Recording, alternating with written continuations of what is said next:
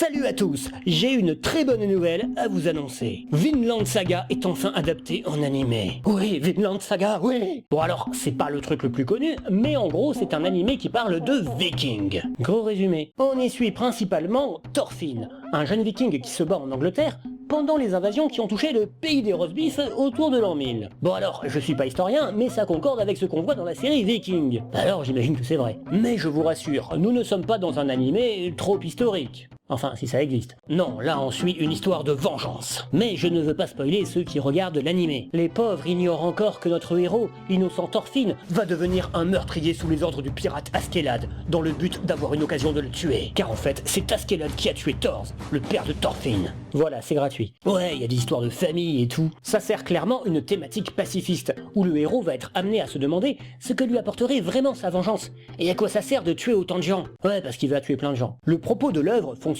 très bien avec la période où se passe l'action, vu que la paix n'est qu'un rêve pour les villageois qui se font massacrer. Vous l'aurez compris, Vinland Saga c'est une grosse histoire, des personnages intéressants, un contexte historique passionnant, et de la guerre. Ah, de la putain de guerre. Le tout est sublimé par des dessins somptueux. Certains artworks sont fabuleux, bien au-dessus du manga moyen. Et toute la communauté a mouillé son pantalon quand elle a appris qu'après des années d'attente, Vinland Saga était enfin adapté en animé.